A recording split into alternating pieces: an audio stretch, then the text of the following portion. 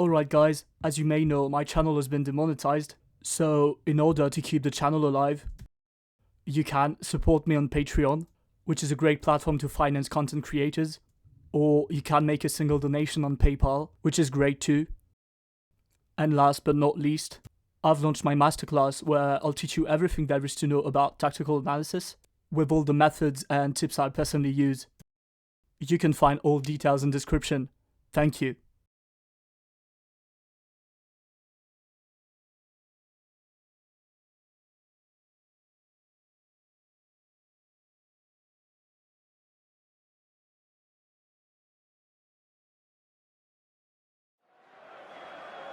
Tottenham and Liverpool met in Madrid for the final of the Champions League.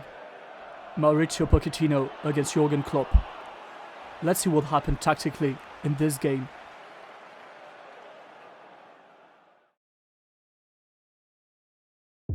Pochettino's Spurs lined up in a 4-2-3-1. Quite predictable in the way Spurs already finished their last games against Liverpool in this system after tactical changes. And Harry Kane was back in the team.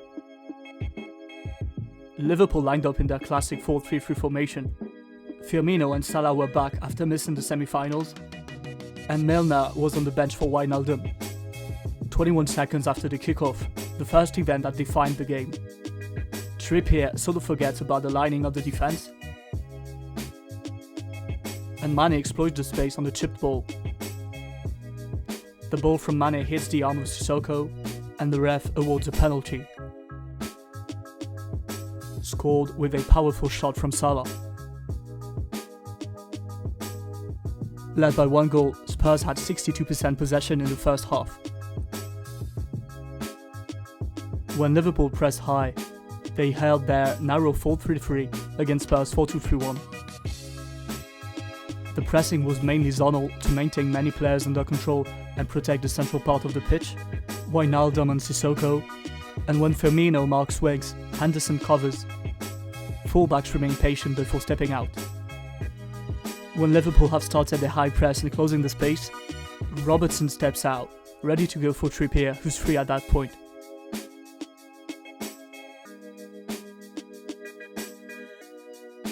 But if Robertson is oriented on Trippier, Eriksen can be free.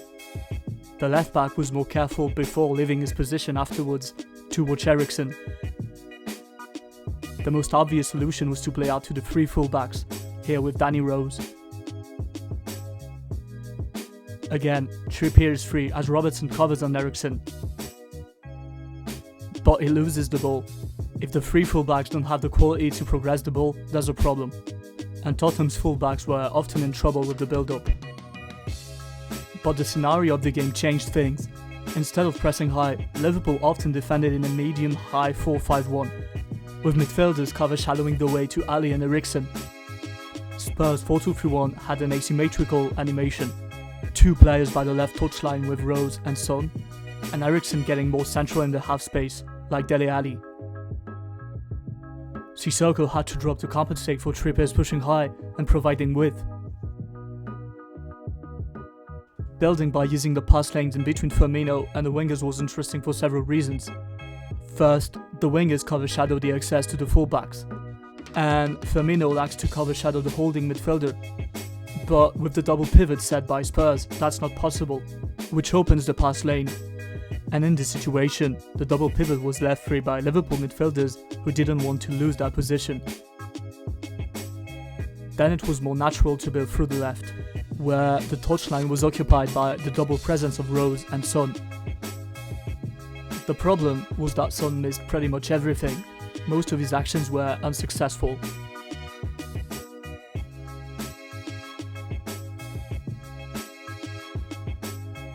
Spurs also played long and direct.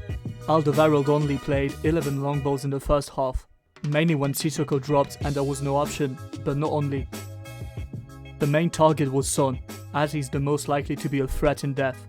Here, he wins the duel, but the ball is eventually lost. As the defensive line often left around 40 meters behind them, playing long was understandable, but no real success. Spurs also played long from the keeper under pressure. but you need players to win the duels, or at least trying to receive the ball. Liverpool was very dominant in the air, but even when the second ball was won, they had trouble making something good out of it. Here, Sissoko loses the ball. Spurs really lack consistency. Harry Kane was back after his injury, but probably not as useful as Llorente in the air. Spurs won only one aerial duel in Liverpool's half in 45 minutes.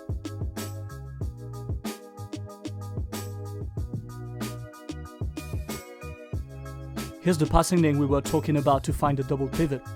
Henderson is reluctant to press Sissoko and loses position. Sissoko is free to play. With forwards getting narrow, it made sense to try playing between the lines at times. But here, Eriksen just gives the ball away after Sissoko's pass. Again, Sissoko playing between the lines. And Ali loses the ball on his first touch. And when Spurs got closer to the box, there were problems to deliver the last pass.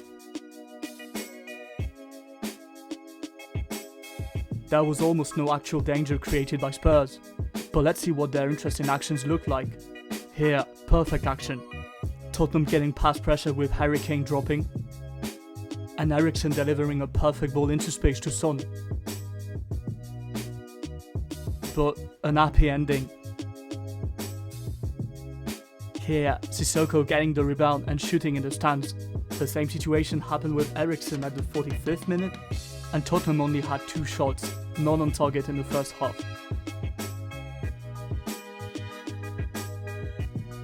Liverpool kept it very minimalistic on the ball, often direct play from Van Dijk to Mane.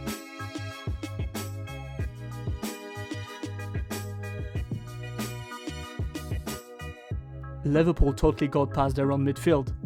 Midfielders had only 15 touches on average in the first half, which is nothing. Instead, they played long all through the wings. By the way, Arnold and Robertson were the Reds on the ball the most, 30 touches each in the first half.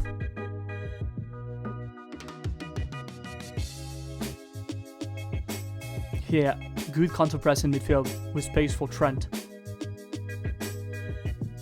Liverpool were more dangerous than Spurs, but only from distance. They had 7 shots after the pen, 6 from outside the box. 38th minute, transition with 80 meters to run for Robertson. Action ending with a very powerful shot on target.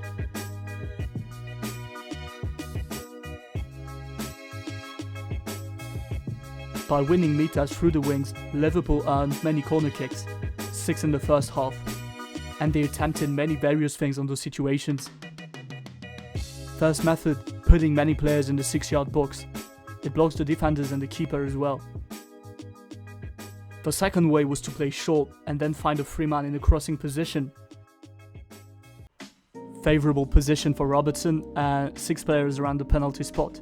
No real danger for corners in the first half though.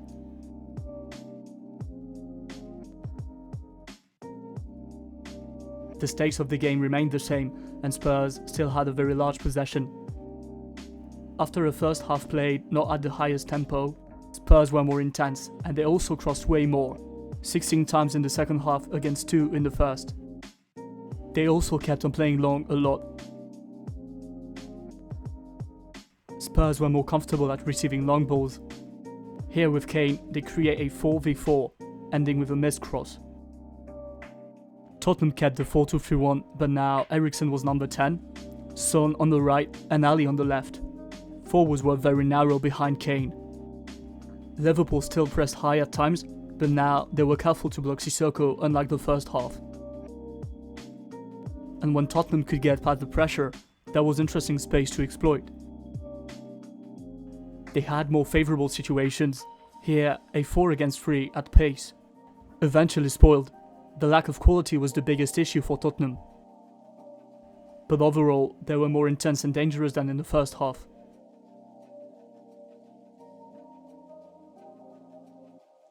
Liverpool kept on playing only direct and vertical. Their passing rate was even lower with 59% pass success in the second half, which is extremely poor.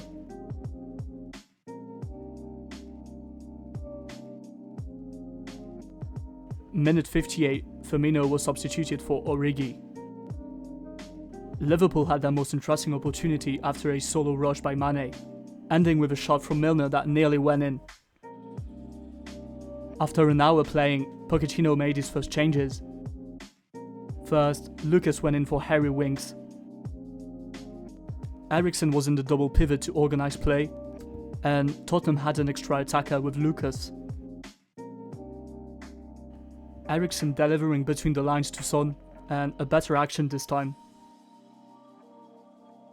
But Ali misses his shot. Tottenham had 8 attempts on target in the second half, but not dangerous enough to beat a goalkeeper like Alisson. Another good chance was Eriksen's free kick, saved by Alisson.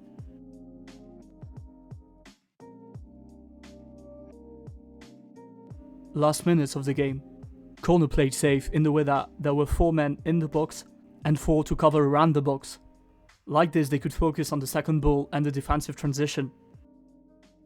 Duel between Van Dijk and Vertonghen with a missed clearance. And Origi scores the second goal with a neat left foot finish. Tottenham was left for dead, and the last few opportunities could not change anything. Alright guys, that's the end of the analysis. Thanks a lot for watching. If you enjoyed the video, please make sure you leave a like.